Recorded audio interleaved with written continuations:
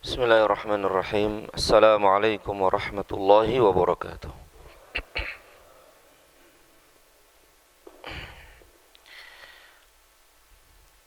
Innal hamdalillah nahmaduhu wa nasta'inuhu wa nastaghfiruh wa na'udzu billahi min shururi anfusina wa min sayyiati a'malina.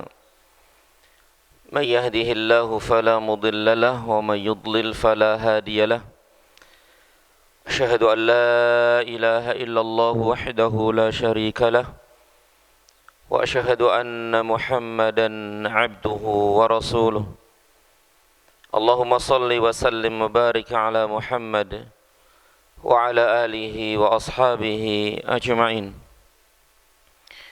قال الله عز وجل في كتابه الكريم يا أيها الذين آمنوا اتقوا الله حق تقاته ولا تموتن إلا وأنتم مسلمون.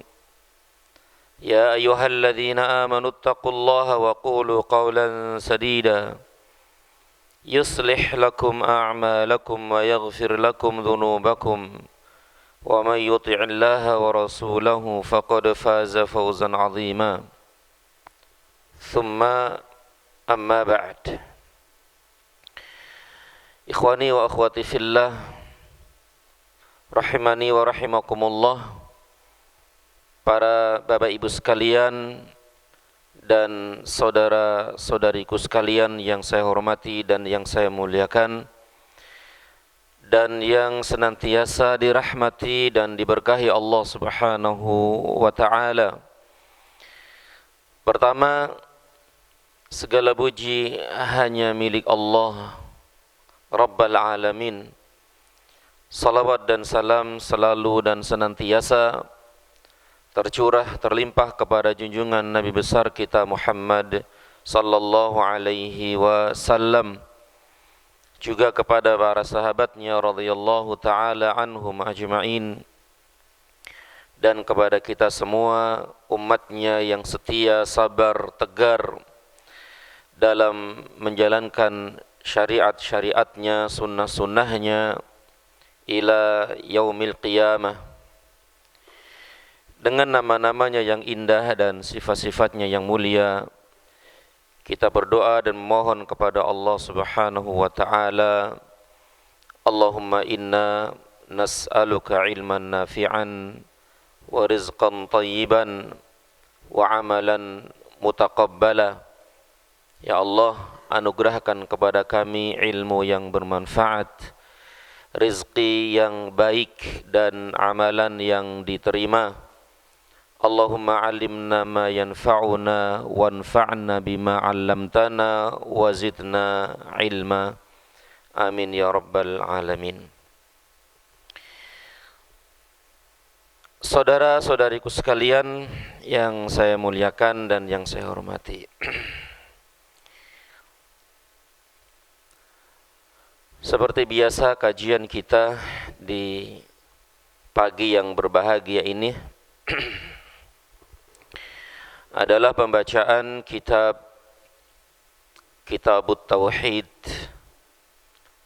karya Asy-Syaikh Muhammad At-Tamimi rahimahullahu ta'ala rahmatan wasi'ah.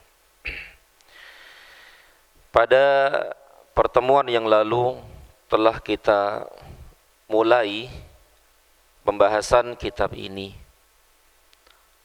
tapi waktu itu baru muqaddimah, baru pendahuluan dari kitab ini. Di antara pendahuluan yang telah kita bahas adalah makna tauhid. Apa itu tauhid menurut bahasa dan syariat? Dan telah kita bahas juga macam-macam tauhid. Tauhid terbagi menjadi 3. Tauhid rububiyah, tauhid uluhiyah, tauhid asma was sifat. Yang pertama, definisi tauhid adalah ifradullah ta'ala bima yakhtassu bihi minar rububiyah wal uluhiyah wal asma was sifat. Tauhid menurut istilah adalah mengesahkan Allah dengan apa-apa yang menjadi kekhususan baginya dari rububiyahnya, uluhiyahnya, nama-nama dan sifat-sifatnya. Itu definisi menurut syariat. Ifradullahi, mengesahkan Allah dengan apa-apa yang menjadi kekhususan baginya. Apa yang menjadi kekhususan baginya? Rububiyatihi, dalam rububiyahnya, dalam uluhiyahnya, dalam nama-nama dan sifat-sifatnya. Dan dulu sudah kita sampaikan apa itu rububiyah. Rububiyah itu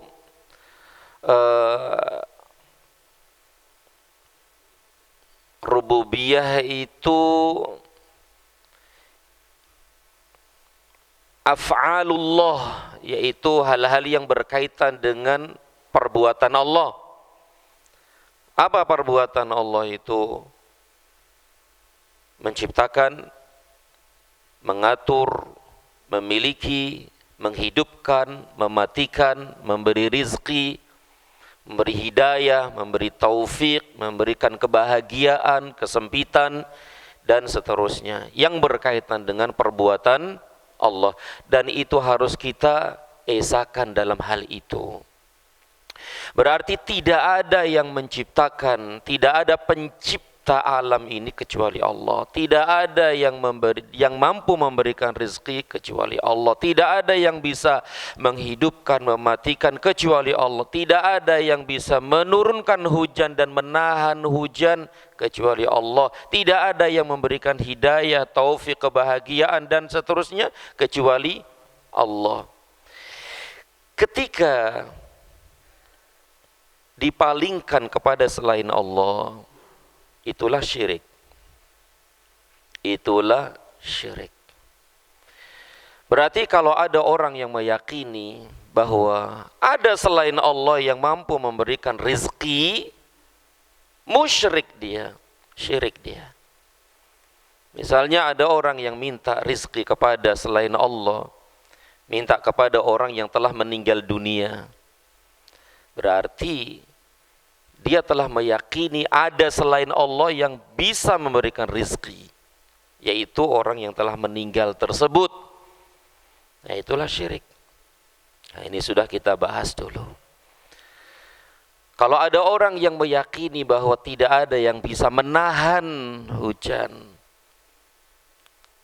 kalau ada orang yang meyakini ada selain Allah yang bisa menahan hujan, syirik.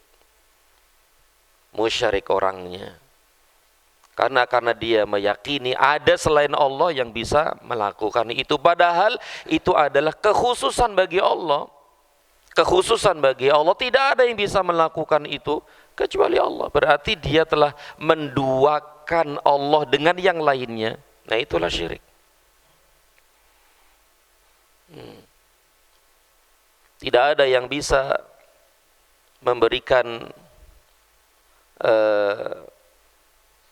rezeki, kemudaratan dan seterusnya kecuali Allah. Paham sampai di sini? Masya Allah. Ini sudah kita bahas dulu. Kemudian uluhiyah, apa yang menjadi kekhususan bagi Allah adalah uluhiyahnya. Uluhiyahnya itu berkaitan dengan perbuatan manusia. Apa perbuatan manusia? Beribadah hanya kepada Allah. Beribadah hanya kepada Allah Subhanahu wa ta'ala. Itu namanya uluhiyah. Ya, tidak ada sesembahan yang berhak disembah kecuali Allah, dan orang itu wajib seperti itu. Ya, beribadah hanya kepada Allah Subhanahu wa taala. Barang siapa yang beribadah kepada selain Allah, nah itulah dia musyrik. Syirik itu. Ada orang yang beribadah kepada patung, berhala, beribadah kepada kuburan, beribadah kepada pohon-pohon, kepada bebatuan, kepada tempat-tempat khusus, ya, batu-batu khusus dan seterusnya. Nah, itu syirik. Perbuatan itu adalah perbuatan syirik dan pelakunya namanya musyrik. Kemudian yang menjadi kekhususan bagi Allah juga adalah asma wa sifat, yaitu nama-nama dan sifat-sifatnya. Kekhususan bagi Allah. Allah memiliki banyak nama, Allah memiliki banyak sifat. Maka nama-nama dan sifat-sifat Allah tadi itu kita khususkan hanya untuk Allah Subhanahu wa taala, tidak boleh dipalingkan kepada selainnya. Dan Allah memiliki berapa nama? Yang diketahui 99. Nah, yang Allah beritahukan dan Rasulnya kepada manusia, kepada kaum muslimin adalah 99. Yang disimpan itu ya mungkin lebih banyak dari yang disampaikan. Nah, kita menetapkan nama-nama dan sifat-sifatnya sebagaimana yang Allah tetapkan dalam Al-Quran dan Rasul tetapkan dalam sunnah, dalam hadis.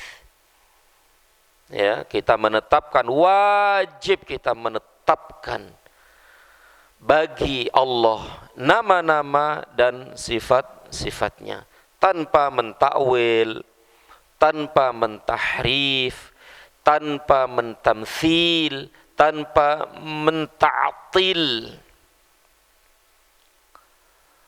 tanpa mentahrif, yaitu memalingkan makna yang sebenarnya kepada makna yang lain. Itu namanya tahrif. Misalnya Allah memiliki tangan. Allah memiliki tangan. Ya sudah kita tetapkan Allah punya tangan. Dan kita menetapkan itu sesuai dengan kebesaran, keagungan, kemuliaannya Azza wa Jalla. Tidak boleh dipalingkan makna tangan kepada makna yang lain. Misalnya kekuasaan. Tidak bisa dimaknakan dengan kekuasaan. Kenapa Allah khususkan tangan? Padahal kekuasaan Allah meliputi segala sesuatu. Dan begitu seterusnya. Di antara sifat Allah juga adalah Allah turun ke langit dunia setiap malam. Di sepertiga akhir malam. Setiap malam. Yang turun apanya?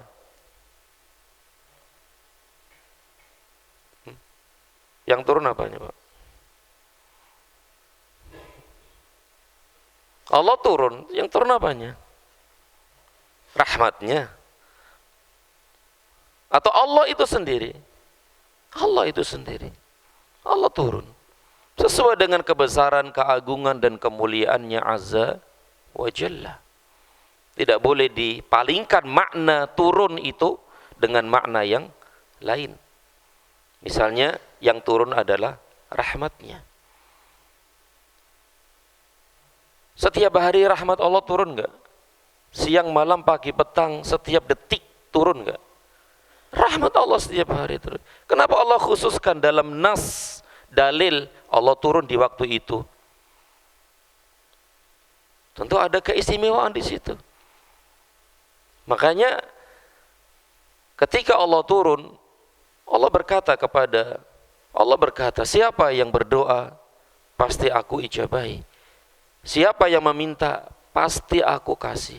Siapa yang memohon ampun kepada aku, pasti aku ampuni. Jelas di situ. Ya, nah ini harus kita imani, harus kita yakini tentang nama-nama dan sifat-sifatnya Azza wa Jalla. Dan ini pun sudah kita bahas dan insya Allah sudah kita ketahui bersama. Tapi akhi fillah, a'azani Allah wa iyyakum, kita mulai pembahasan kita ini dalam kitab yang ada di hadapan kita. Sebagian yang dapat, itu masih ada itu Pak. Ada yang belum dapat tuh. Bukunya tuh. Dibagi. Tuh, 1, 2, 3, 4. Nah. Yaitu halaman 1 ya, halaman 1 di sini. Dalam terjemahan ini.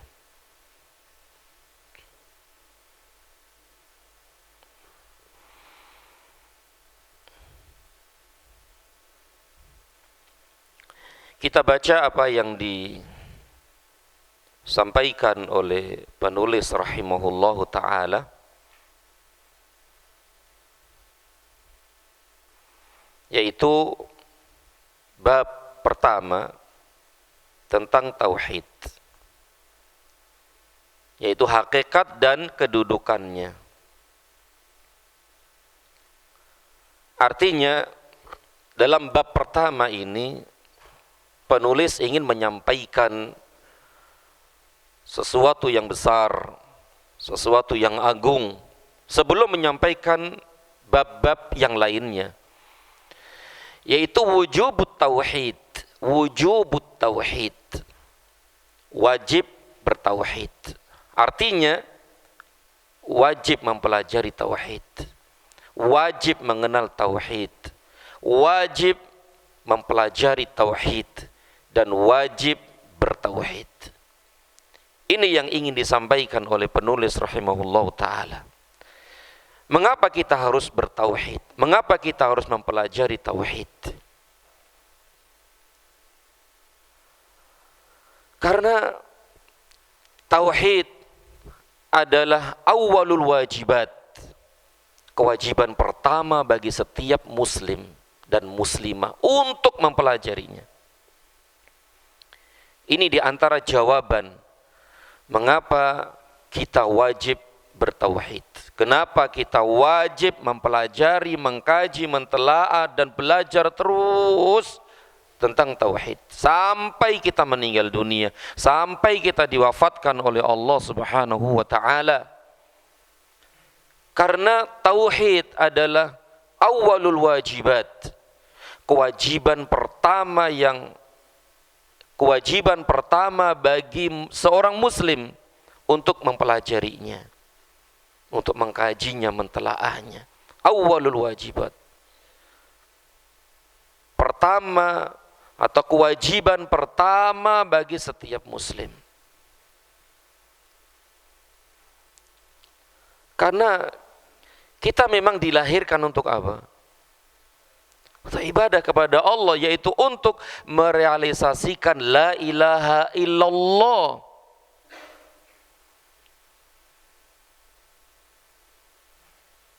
Sebelum kita dilahirkan ke muka bumi ini, dan ketika kita berada di dalam janin orang tua kita, Allah telah memberitahukan, Allah telah mengikrarkan, Allah telah menawarkan kepada kita semua. Ketika ditanya, siapa Rabb kalian? Kita katakan dalam perut janin ibu kita, Allah. Bahkan ketika kita keluar ke muka bumi ini pun, itu sudah menjadi kewajiban kita adalah untuk mempelajari tauhid dan untuk bertauhid kepada Allah Azza wa Jalla. Tidakkah kita ketika lahir ke muka bumi ini dalam keadaan fitrah? Keadaan fitrah, suci, yaitu dalam keadaan mentauhidkan Allah, dalam keadaan mengesahkan Allah, mengakui bahwasanya Allah lah satu-satunya Rabb, satu-satunya ilah yang berhak disembah, yang berhak diibadahi. Ketika kita pertama keluar dari perut ibu kita,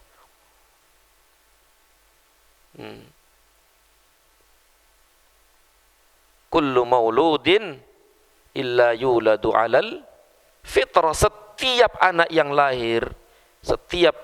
lahir, kata Nabi SAW, adalah dalam keadaan fitrah, dalam keadaan suci, dalam keadaan Islam, dalam keadaan tauhid, dalam keadaan mengesahkan Allah, mengakui bahwa Rabb adalah Allah, ilah adalah Allah, bahwasanya pencipta, pengatur semua adalah Allah, dan beribadah hanya kepada Allah. Itu sudah Allah tetapkan pada setiap anak yang lahir ke muka bumi ini.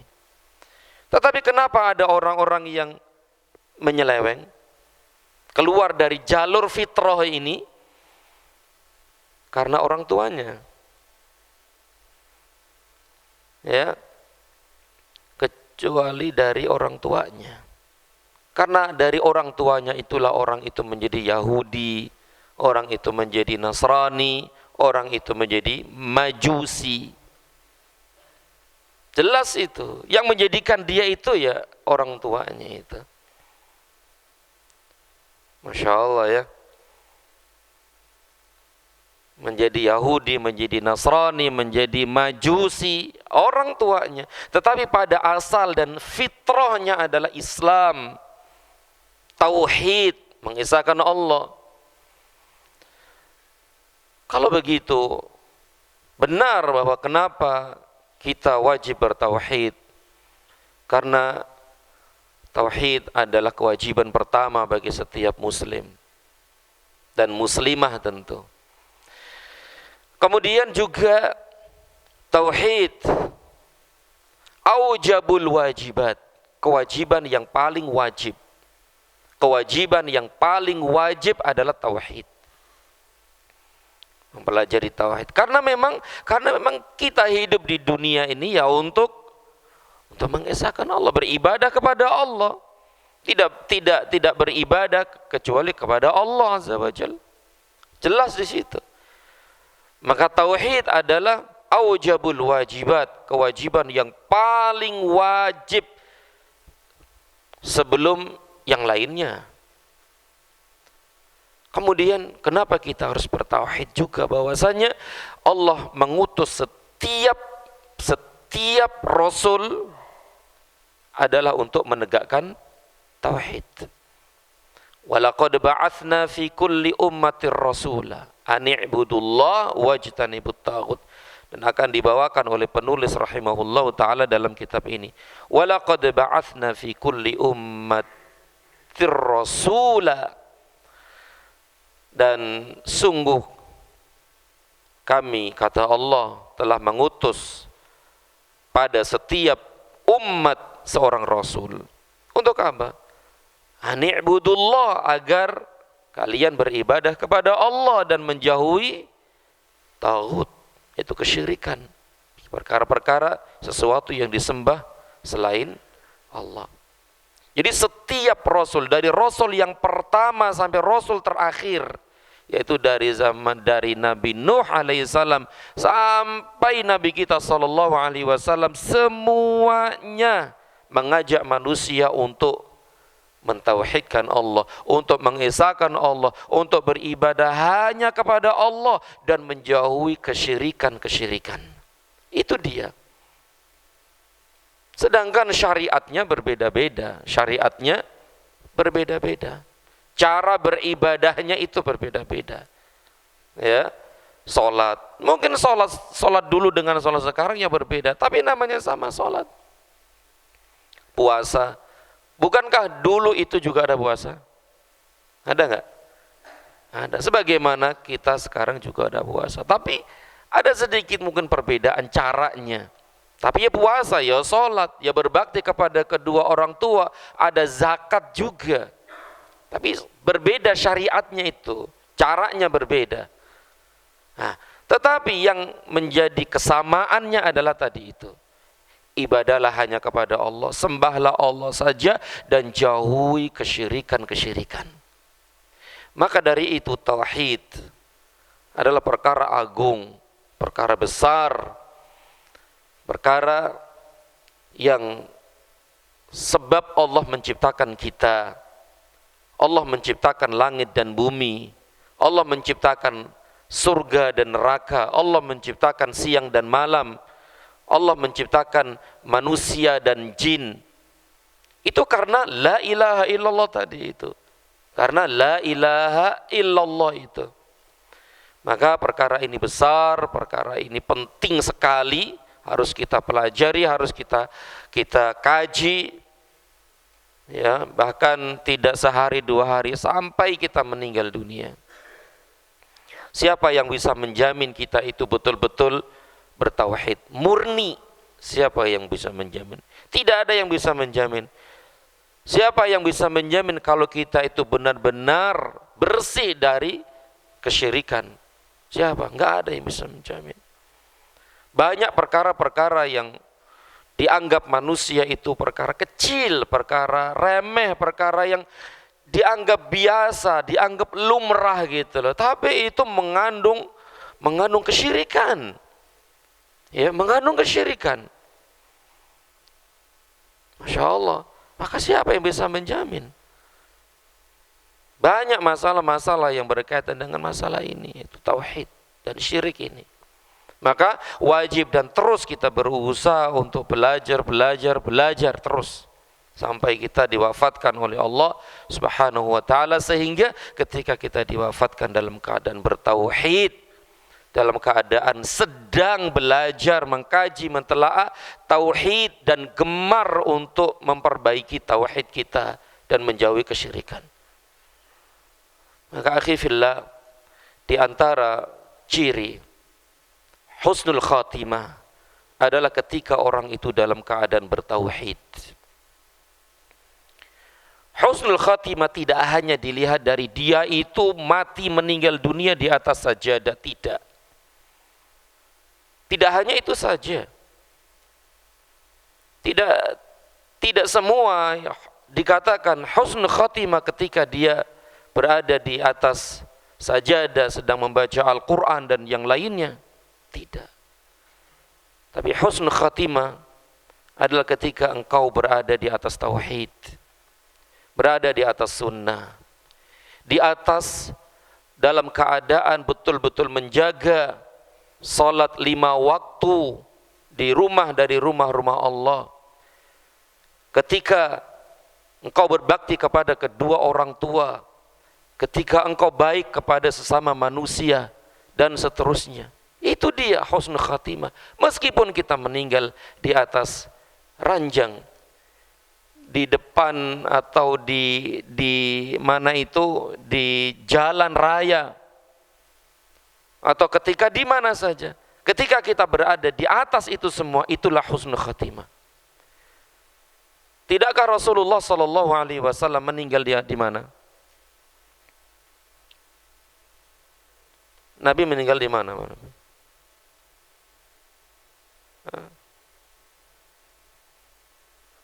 Meninggal di atas ranjang enggak? Di atas tempat tidur enggak? Nah, di atas tempat tidur. Di atas pangkuan siapa? Aisyah. Jelas di situ. Tidak di atas sajadah, tidak sedang salat, tidak. Tapi dia husnul khatimah enggak? Nabi jelas husnul khatimah. Dijamin masuk surga. Baik. Abu Bakar meninggal di mana? Padahal dia adalah manusia terbaik setelah Nabi. Di atas tempat tidur. Siapa yang tidak kenal Khalid bin Walid? Meninggal di mana? Panglima kaum muslimin. Di atas tempat tidur. Padahal berapa puluh peperangan yang 100 peperangan yang dia pimpin dan selalu mendapat kemenangan, ternyata meninggal di atas kasur, di atas tempat tidur.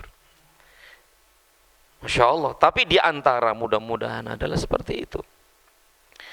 Ketika orang itu di atas tauhid, ya, mentauhidkan Allah, sedang serius mempelajari tauhid dan serius mempelajari sunnah Nabi sallallahu alaihi wasallam dan sangat menjaga salat 5 waktu di masjid bersama kaum muslimin, sedang dalam keadaan betul-betul belajar, maka insya Allah itu adalah husnul khatimah meskipun meninggal di sana dan di sini.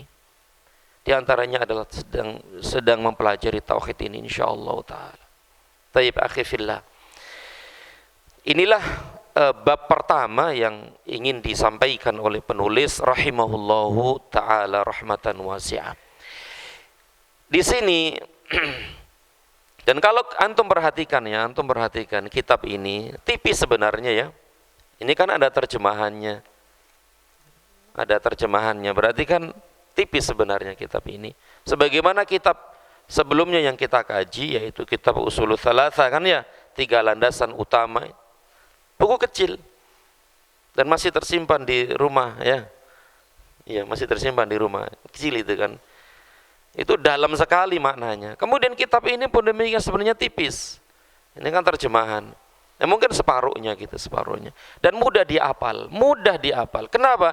Karena penulis ini rahimahullah tidak menyebutkan apa ya? Tidak menyebutkan perkataan dia sendiri gitu loh. Ketika beliau menyebutkan bab ini gitu ya. Maka beliau hanya menyebutkan dalilnya apa? Al-Quran, sunnah, hadis. Udah. Atau perkataan sahabat, perkataan tabi'in, gitu saja. Berarti tidak dari ucapan beliau gitu loh. Jadi setiap bab beliau bawakan dalilnya. Al-Quran ayat surat sekian, surat ini ayat sekian. Kemudian hadis, Al-Quran, hadis. Kemudian perkataan ulama ini, perkataan sahabat ini, dan seterusnya. Berarti sangat kuat sekali ya, sangat kuat sekali gitu. Karena berdasarkan dalil-dalil yang kuat Al-Quran dan Sunnah. Maka kalau bisa dihafalkan itu ya, kalau enggak ya enggak apa-apa sih ya, dihafalkan bagus. Dan ini menjadi rujuk atau dihafalin di pondok-pondok gitu kan, di pondok-pondok pesantren, sebagian pondok pesantren dihafalin kitab ini, sebagaimana kitab kita sebelumnya itu dihafalin ya.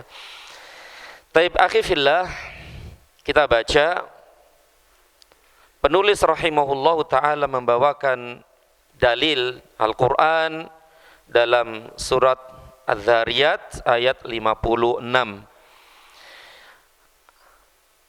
Ayat yang sering kita dengar dan antum semua sudah hafal, yaitu Allah berfirman, "Wa ma khalaqtul jinna wal insa illa liya'budun." Wa ma khalaqtul jinna wal insa illa liya'budun.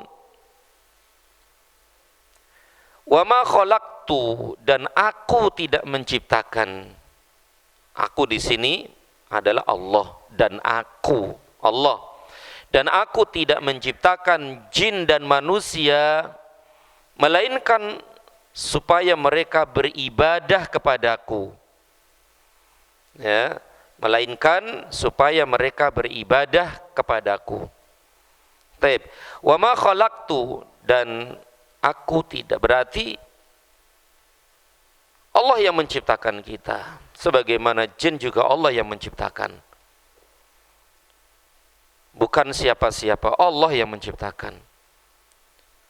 Al-jinna wal insa, jin dan manusia. Jin, ada alam jin ya. Bener, jin itu ada ya? Ada. Jin. Sebagaimana manusia. Jin itu sesuatu yang tidak terlihat, sesuatu yang samar, sesuatu yang tersembunyi. Jin. Tapi benar-benar jin itu ada, sebagaimana manusia ada. Nah, sebagaimana manusia ada jin kafir, ada jin muslim, sebagaimana manusia ada yang muslim dan ada yang kafir. Ada yang fasik, ada yang fasik, ada yang saleh, ya, ada yang baik, ada yang buruk, ada yang berbuat syirik, ada yang bermaksiat, sama dengan manusia, sama. Karena dua-duanya yaitu jin dan manusia adalah makhluk Allah yang mendapatkan beban syariat, sebagaimana Allah katakan tadi. Dan tidaklah aku ciptakan jin dan manusia, berarti jin manusia sama dalam kedudukan ibadah kepada Allah ini. Kenapa jin dinamakan jin?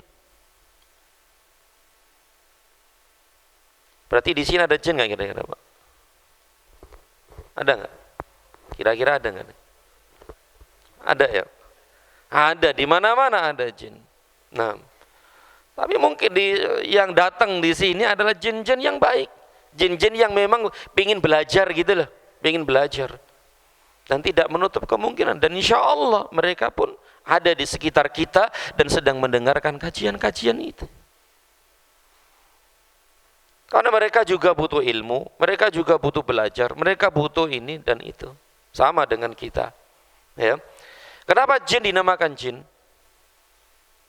Jin. Karena dia itu tersembunyi, samar. Makanya kata yang tersusun dari dua huruf jim dan nun itu memiliki arti samar dan tersembunyi.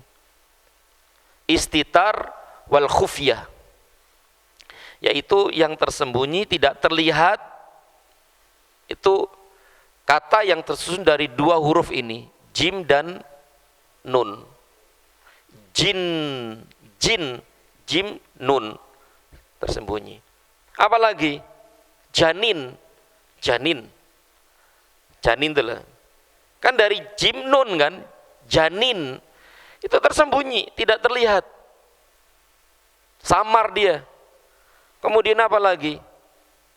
Jannah, jannah, surga, tersembunyi, belum terlihat, masih samar kan.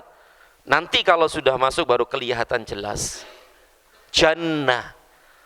Apalagi junun, junun, majnun, majnun, majnun. Oh, majnun. Junun, yaitu kegilaan, gila itu loh. Kenapa dikatakan gila ya? Karena akalnya tertutup gitu loh. Akalnya tertutup, samar. Jadi ya ngomongnya ngawur, amalnya juga ngawur karena akalnya itu ketutup. Apalagi?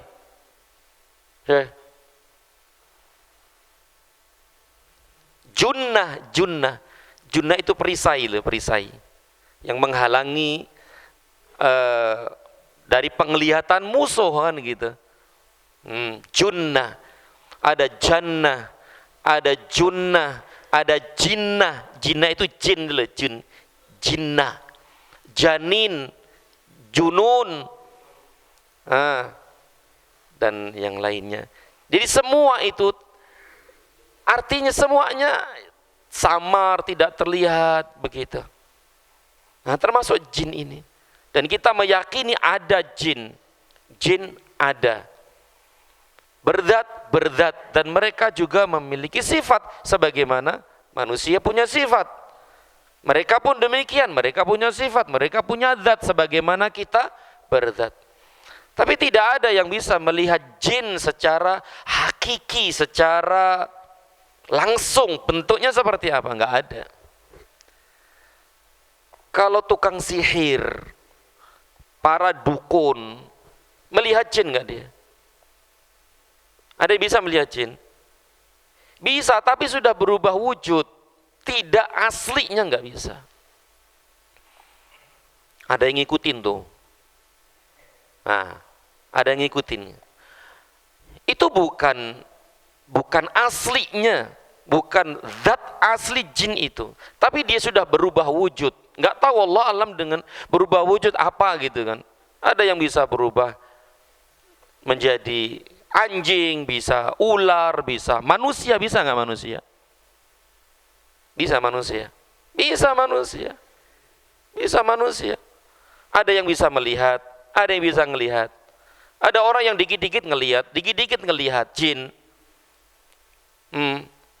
Ini ada ini, wah ini kamu harus, kan ada gitu kan.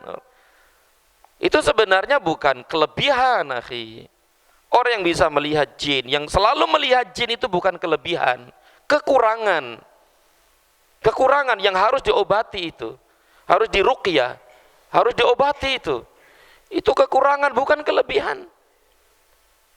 Pada asalnya manusia tidak bisa melihat. Tapi kalau dia selalu melihat itu beban dia. Beban bagi dia sebenarnya bukan kelebihan. Harus diobati. Nggak bisa seperti itu. Masya Allah ya. Maka itu bisa dilihat ketika sudah berubah wujud. Tentu semua adalah dengan izin Allah. Dengan izin Allah. Tapi bentuk aslinya nggak ada yang bisa tahu. Wallahu a'lam. Ya. Jadi wa ma khalaqtul jinna wal insa. Dan manusia tentu ya, manusia. Tidaklah aku menciptakan jin dan manusia illa liya'budun, melainkan untuk beribadah kepadaku. Beribadah kepadaku. Yaitu dulu sudah kita bahas di kitab Al-Usulul Tsalatsa. Penulis juga membawakan ayat ini yang dimaksud dengan liya'budun, agar mereka beribadah kepadaku adalah mentauhidkanku. Dan itu jelas dan tegas sekali. Ya. Liya'budun, agar mereka beribadah kepadaku, artinya adalah liwahiduni, yaitu agar mereka mengesakanku. Mengesakanku, yaitu taat, patuh, tunduk dan mengesakan Allah Subhanahu wa taala. Illa liya'budun. Sedangkan ibadah itu apa? Illa liya'budun, sebagaimana yang dikatakan oleh Syekhul Islam Ibnu Taimiyah rahimahullahu taala dalam kitabnya Al-Majmu'ah, Majmu' Fatawa tentu maksudnya. Ibadah adalah ismun jami'un likulli ma yuhibbuhullahu wa yardah minal aqwali wal af'ali adh-dhahirah wal batinah. Itulah ibadah. Ismun jami', setiap nama yang mencakup likulli ma yuhibbuhullah, setiap yang dicintai dan yang diridhai Allah. Nah, itu dia. Jadi setiap nama ya, setiap istilah, setiap nama yang menyeluruh, yang istilah-istilah tersebut, yang nama-nama tersebut dicintai oleh Allah dan yang diridhoinya. Dicintai dan diridhoi Allah. Minal aqwali wal af'al, baik itu ucapan maupun perbuatan. Adh-dhahirah wal batinah, baik yang nampak maupun yang tidak nampak, yang lahir maupun yang batin. Tapi itulah ibadah. Dan ibadah ini didasari oleh tauhid. Ya, mengesahkan Allah dalam ibadah kepadanya, yaitu setiap nama yang dicintai dan yang diridhai. Dicintai dan yang diridhai.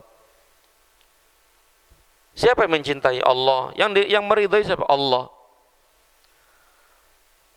Berarti kita tidak bisa mengatakan amal ini dicintai atau diridhai Allah, kecuali Allah tetapkan, oh ini dicintai dan ini yang diridhai. Bukan dari kita gitu loh, bukan dari kita. Oh ini pasti dicintai, oh ini pasti diridhai, gak bisa seperti itu. Mana yang menunjukkan bahwasanya amal ini dicintai, amal ini diridhai? Harus ada kan alasannya. Begitu. Baik itu ucapan maupun perbuatan. Ucapannya misalnya membaca Al-Quran, zikir dan seterusnya. Kemudian al-af'al, perbuatan-perbuatan berarti ya salat, puasa, zakat dan seterusnya. Zahir, batin, baik yang nampak maupun yang tersembunyi. Yang nampak apa? Ya terdengar suara dan terlihat oleh mata. Yang tidak nampak apa? Batin. Ya amalan-amalan hati. Cinta, takut, tawakal, kemudian berharap, khusyuk dan yang lainnya. Ini perbuatan-perbuatan hati. Ya. Jadi akhi fillah azani Allah wa iyyakum. Inilah ayat pertama yang dibawakan oleh penulis rahimahullah taala dalam bab pertama ini, yaitu firman Allah dalam surat Adz-Dzariyat ayat 56, wa ma khalaqtul jinna wal insa illa liya'budun, dan aku, kata Allah, tidak menciptakan jin dan manusia melainkan supaya mereka beribadah kepadaku. Berarti ini tujuan Allah menciptakan manusia dan jin, tidak ada yang lain. Semua untuk beribadah kepada Allah, 24 jam semuanya untuk beribadah kepada Allah.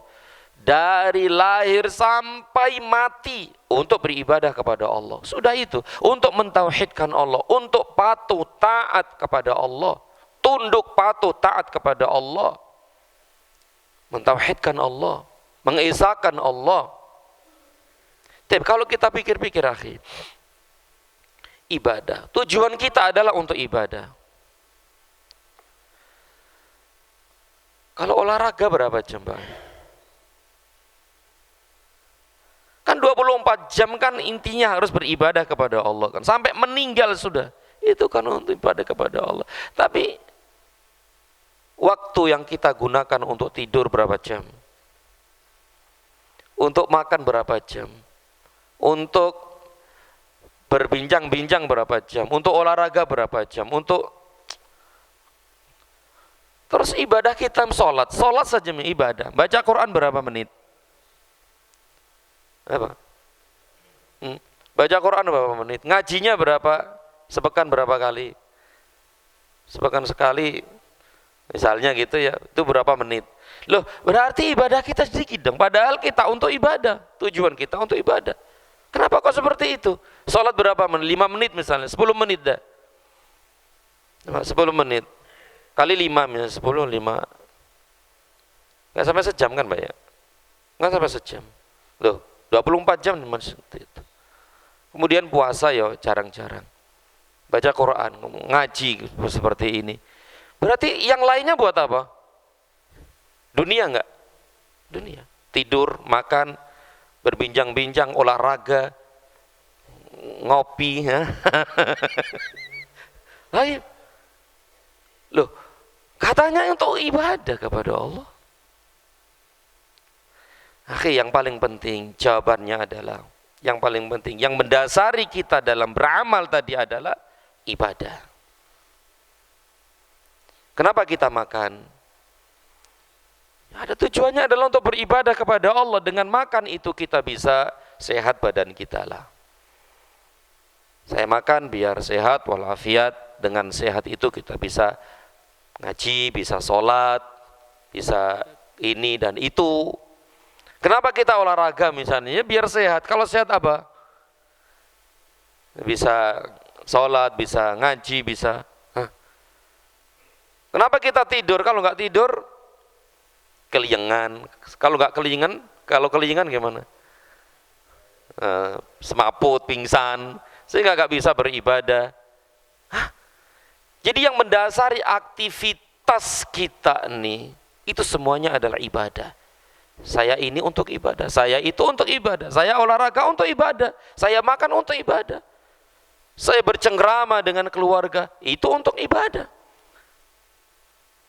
Semua untuk ibadah. Yang mendasari kita semua itu adalah ibadah. Sehingga setiap aktivitas kita itu bernilai ibadah di sisi Allah.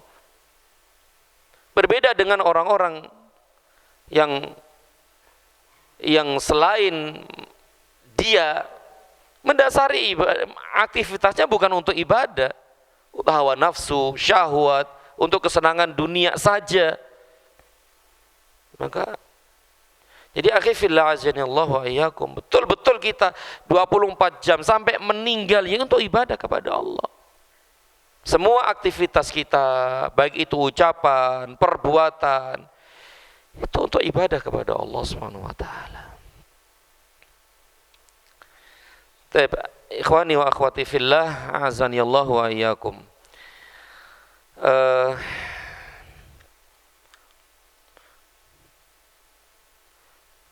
Baru satu ayat yang bisa kita baca, atau satu ayat lagi ya, satu ayat lagi.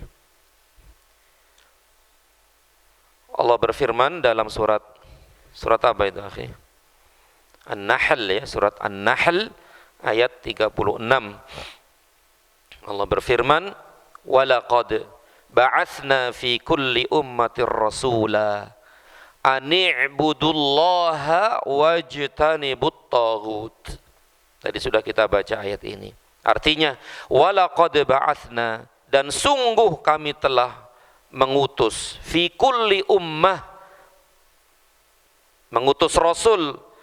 Walaqad ba'atsna fi kulli ummatir rasula, dan sungguh kami telah mengutus rasul pada tiap-tiap umat. Untuk apa? Untuk apa? Ani'budullaha wajtanibut taghut, untuk menyerukan, untuk mendakwahkan, untuk mengajak manusia, sembahlah Allah saja. Wajtanibut taghut, dan jauhilah taghut itu. Ya, taghut itu. Jadi taghut itu ya sesuatu yang disembah selain Allah, itu namanya taghut. Ya. Nah, inilah Allah Subhanahu wa taala mengutus semua rasul, dari rasul pertama. Siapa rasul pertama? Nabi Nuh alaihissalam, sampai rasul terakhir Nabi kita Muhammad sallallahu alaihi wasallam, semuanya adalah tujuannya ini sudah. Mengajak manusia agar mentauhidkan Allah, untuk mengesahkan Allah, hanya beribadah hanya kepada Allah, dan menjauhi kesyirikan-kesyirikan, sesembahan-sesembahan selain Allah. Dan sesembahan-sesembahan selain Allah sangat banyak sekali. Banyak sekali. Ya. Baik itu yang terlihat maupun yang tidak, banyak sekali. Ya. Jadi inilah Allah Subhanahu wa taala mengutus para nabi, mengutus para rasul agar mengajak manusia beribadah hanya kepada Allah dan menjauhi taghut, yaitu sesembahan-sesembahan selain Allah Subhanahu wa taala.